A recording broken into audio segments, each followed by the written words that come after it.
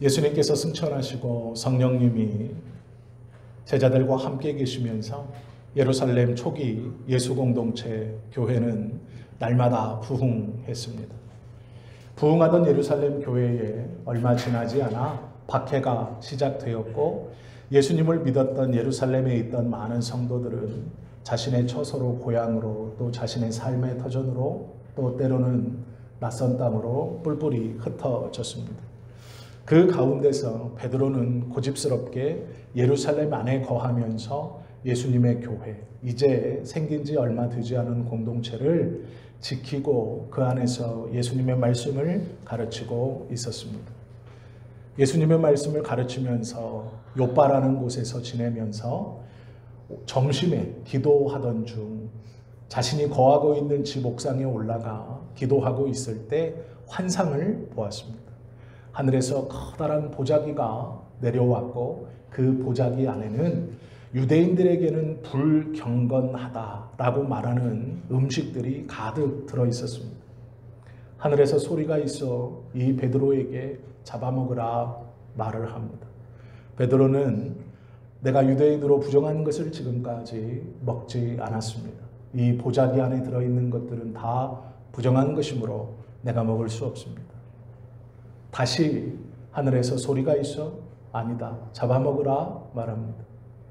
베드로는 그 얘기를 듣고 침묵하며 그 보자기만을 바라봅니다.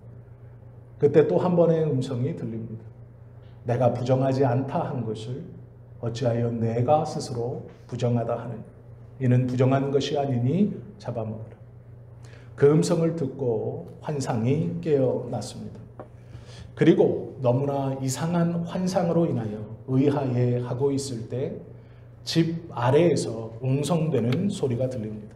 무슨 소리인가 보았더니 가이사랴 로마군의 백부장이 보낸 하인들이 요빠까지 와서 그 집에 이르러 베드로를 찾고 있는 소리였습니다. 베드로가 옥상에서 내려와 그들과 대화하며 어찌미냐, 어찌 이곳에 왔느냐라고 말하자 그들이 이렇게 대답합니다. 백부장 고넬료는 의인이요 하나님을 경외하는 사람으로서 유대 온 족속이 칭찬하더니 그가 거룩한 천사의 지시를 받아 당신을 그 집으로 청하여 당신의 말을 들으려 함이니라 라고 대답합니다. 베드로가 그 이야기를 듣고 하나님께서 나를 보내시는구나 라고 생각하고 요빠에서 가이사랴까지 무려 이틀 길을 걸어갑니다.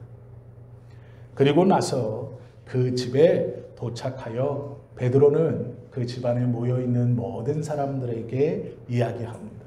나는 유대인으로 원래 이방인의 집에 들어가 함께 기거할 수 없지만 하나님께서 나를 보내셨으므로 오늘 내가 이 집에 거할 것입니다. 그렇게 베드로가 집안에 들어오자 그 집안에 있던 로마의 군대 대장인 이 백부장인 고넬료가 베드로에게 말합니다.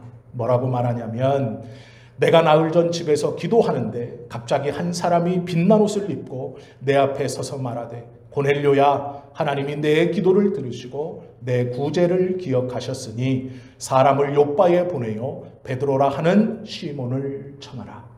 그리하여 제가 당신을 청하였습니다.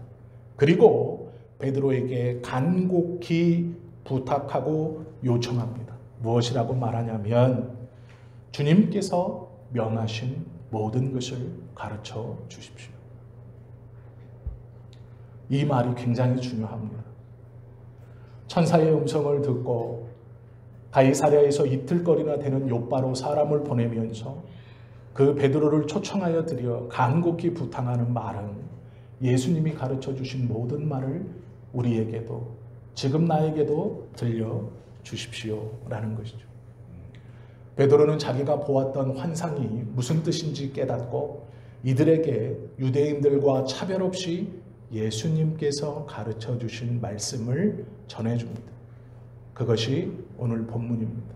오늘 본문이 왜 중요하냐면 이방인 고넬료가 천사의 말을 듣고 그 말에 순종하여 요빠로 사람을 보내어 베드로를 초청했고 예수님의 증인이라고 스스로 고백하며 들어선 이 베드로에게 예수님이 가르쳐 주신 모든 것을 우리에게 가르쳐 주십시오 라고 부탁했을 때 예수님의 증인인 베드로가 그 천사의 말을 듣고 예수님의 말을 듣기 원하는 고넬료에게 했던 말이 오늘 본문입니다. 그러기에 오늘 본문은 예수님의 증인이 무슨 말을 해야 하는가, 우리가 전해야 하는 복음이 무엇인가, 그리고 꼭 알아야 하는 복음이 무엇인가, 예수님께서 가르쳐 주신 하나님이 예수님을 통하여 가르쳐 주시고 알게 하신 예수님의 가르침, 가장 중요한 세 가지의 가르침이 오늘 본문에는 들어 있습니다.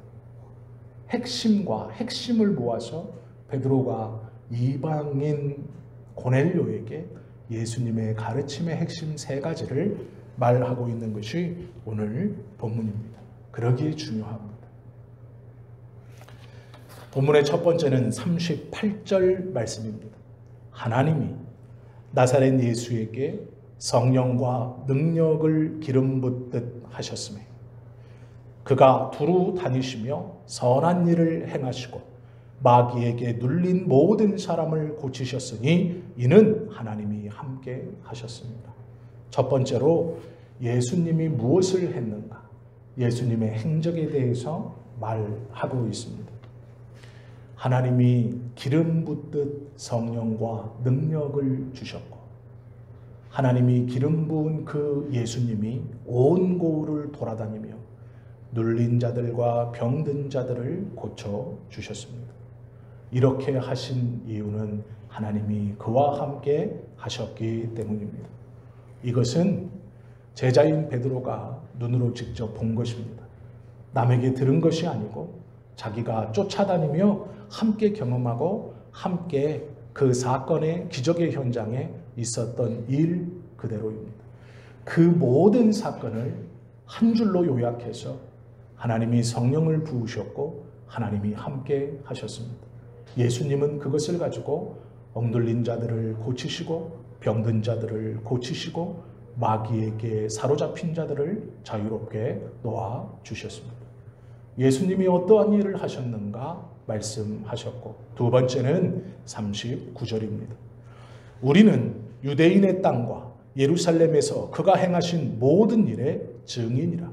그를 그들이 나무에 달아 죽였으나. 예수님의 죽음에 대해서 말하고 있습니다. 이 말을 듣고 있는 고넬료는 로마의 백부장입니다. 로마의 정규 군인 100명의 대장입니다. 이 로마인에게 십자가는 반란의 상징이고 실패와 모욕의 상징입니다. 로마에 대해 반기를 들은 정치범들이 달리는 최악의 극악의 형벌을 상징하는 것이 십자가입니다. 베드로는 로마의 백부장인 고넬료에게 십자가에 달려 죽었다라고 말하지 않습니다. 그 말을 뒤로 감추고 나무에 달려 죽게 하였다라고 말합니다. 그리고 그것을 누가 죽였느냐? 유대인들이 그리하였다라고 말합니다. 유대인들에게 있어 나무에게 달린다라는 것은 예수님의 말씀에, 하나님의 말씀에 기록되어 있는 것처럼 나무에 달린 자마다 하나님께 저주를 받은 자예요. 해가 지기 전에 그의 시체를 나무에서 내려 내가 너희에게 준 땅을 더럽히지 마라 명령하셨습니다. 유대인의 입장에서 나무에 달렸다는 것은 하나님께 저주를 받은 것입니다. 유대인들은 예수의 죽음을 그렇게 바라보았습니다. 베드로는 예수의 죽음에 대해서 나무에 달려 죽였다라고 말하죠. 어떻게 죽으셨는가가 두 번째입니다. 세 번째는 예수님의 부활에 대해서 말씀하고 있습니다. 40절과 41절입니다. 하나님이 사흘 만에 다시 살리사 나타내시되 모든 백성에게 하신 것이 아니요 오직 미리 택하신 증인 곧 죽은 자 가운데서 부활하신 후 그를 모시고 음식을 먹은 우리에게 하신 것이라. 하나님께서 그를 부활케 하셨습니다. 그리고 이 놀라운 소식은 모든 사람에게 열려 있는 것이 아니라 하나님이 미리 택하신 우리에게 들려주시고 보여주시고 함께 체험케 하신 것입니다. 라고 말합니다. 예수님의 가르침을 가르쳐 주십시오. 간절히 부탁하는 고넬료에게 예수님의 증인이라고 자처하는 베드로는 예수님의 행적에 대해, 예수님의 죽음에 대해, 예수님의 부활에 대해 말씀하고 있습니다. 그래서 중요하죠. 오늘 우리는 부활절을 기념하고 기억하며 예배하고 있습니다. 부활은 놀라운 소식입니다. 죽은 자가 살아났다라는 것은 놀랍죠. 그러나 예수님의 죽었다 살아남은 그걸로 끝이 아닙니다. 우리가 꼭 기억해야 하는 한 말씀이 뒤에 더 기록되어 있습니다. 그것이 42절과 43절입니다. 우리에게 명하사 백성에게 전도하되 도를 전하되. 하나님께서 제자들에게 명령하셨습니다. 너희들은 백성들에게 이 도를 전해야 할 것이다. 그러면 무슨 도입니까? 백성들에게 전해야 할 하나님의 명령, 그것은 무엇입니까? 그 뒤의 내용이죠. 하나님이 살아있는 자와 죽은 자의 재판장으로 정하신 자가 곧 이 사람인 것을 증언하게 하셨고, 너희들은 전하라. 살아있는 자와 죽은 자의 재판장이 죽었다가 살아난 이 예수다라는 것을 증언하라 명령하셨습니다. 이것이 중요합니다. 예수님의 부활이 중요한 것은 단지 죽었던 자가 살아나서 중요한 것도 있지만 그것만이 아닙니다. 재판장으로 세웠다라는 것이 더 중요합니다. 이 말 속에 네 가지를 우리가 알 수 있습니다. 하나는 모든 사람은 살아난다라는 것이죠. 쉬운 말로 모든 사람은 다시 부활한다라는 것이죠.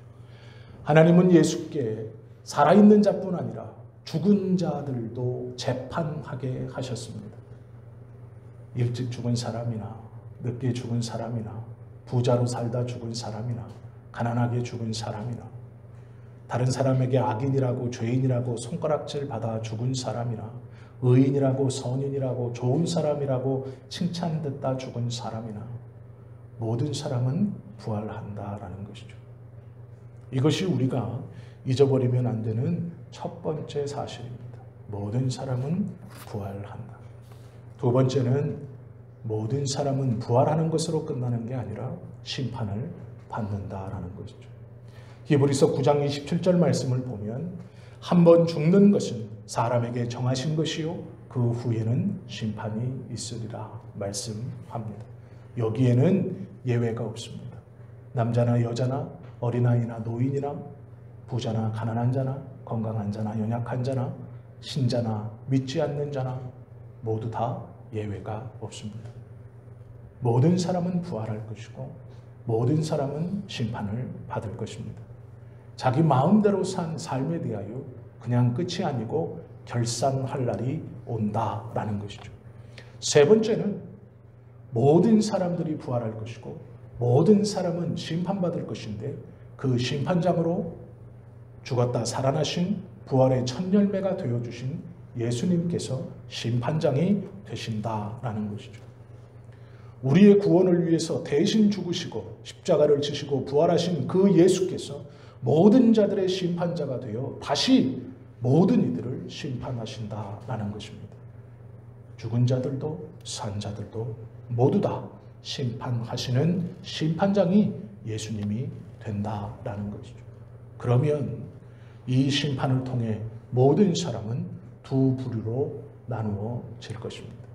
예수님의 부활에 동참하여 하나님의 나라에 들어가는 자, 예수님의 부활에서 떨어져 하나님 나라가 아닌 원수의 나라에 들어가는 자로 바뀌게 판단받게 될 것입니다. 김연아 선수의 피겨를 보신 적이 있으시죠? 저도 우연히 보았습니다. 이래서 세계적이라고 하는구나 라고 생각이 들었습니다. 그런데요, 피겨스케이팅은 2번의 기회가 있어요. 쇼트 프로그램에서 점수가 조금 낮으면 프리 프로그램에서 열심히 해서 점수를 더 할 수 있습니다. 높이뛰기도 3번의 기회가 주어지고 역도도 몇 번의 기회가 주어집니다. 처음에 좀 못해도 2번째, 3번째에서 힘을 내서 점수를 만회할 수 있습니다. 그러나 우리의 삶은 2번은 없습니다. 쇼트 프로그램이 있고 프리 프로그램이 있지 않습니다. 1차 시기, 2차 시기, 3차 시기가 있지 않습니다. 우리는 단 한 번의 삶을 가지고 그 삶을 평가받을 것입니다. 2번의, 3번의 기회가 있으면 좋겠지만 그렇지 않습니다. 그러기에 꼭 기억해야 합니다. 베드로가 고넬료에게 했던 이 말은 너무도 놀랍고 너무도 귀한 말이죠. 예수님을 믿어 구원을 받은 우리에게는 너무도 귀하고 복된 말입니다. 나의 예수님이 심판장이 되시면 그 재판은 하나만 합니다. 특별히 그 재판장이 나의 죄 때문에 죽었다가 부활하신 예수님이라면 더 말할 것도 없습니다. 모든 사람은 단 한 번의 기회를 받고 그 단 한 번의 기회를 통해 자신의 삶을 예수님 앞에 나아가 평가받고 그 결과의 결과지를 받아들 것입니다. 그 예수님의 부활이 오늘 우리가 기념하는 부활입니다. 3일 만에 다시 살아나셨다. 너무도 중요하고 귀한 말씀이죠. 그러나 우리가 더 중요하게 여겨야 할 것은 그 부활하신 예수님이 심판장이 되신다라는 것입니다. 부활이 신기하고 놀랍고 믿을 수 없는 이야기인 것만 같습니다. 그러나 그것보다 더 중요한 것은 그분이 심판장이 되십니다. 하나님이 그렇게 명령하시고 그 권세를 주셨다. 성경은 말씀합니다. 우리는 이 예수님의 부활에 동참한 자라고 성경은 말씀합니다. 지금 우리의 예수님에 대한 태도가 예수께서 오신 그날 예수님이 우리에 대한 태도를 결정짓습니다. 잘 고민하시고 생각하십시오. 지금 그분을 마음에 품고 진심으로 영접하면 예수께서 오신 그날 그 예수님이 우리를 마음에 품고 영접하실 것이라고 성경은 말씀합니다. 만일 지금 우리가 그분을 배척한다면 주님이 오시는 그날 그 주님도 우리를 배척할 것입니다. 믿음이 있다라고 이야기하지만 어떠한 믿음, 예수님에 대한 어떠한 믿음을 가지고 살아가야 하는가는 너무도 분명하고 명확합니다. 부활하신 예수님, 또한 심판주가 되시는 예수님, 그 예수님의 부활에 동참하고 기억하는 것이 오늘 우리의 예배이고 오늘 우리가 함께 나누는 성찬의 의미입니다. 이 은혜를 기억하고 이 은혜를 누리며 부활의 은혜에 함께 동참하시는, 그리하여 심판주로 오시는 그 예수님이 우리의 예수님으로 내가 인정하고 우리가 인정하며 또한 주님이 우리를 인정해 주시는 그 귀하고 놀랍고 복된 오늘 이 귀한 예배가 되기를 예수님의 이름으로 축원합니다. 기도드리십니다.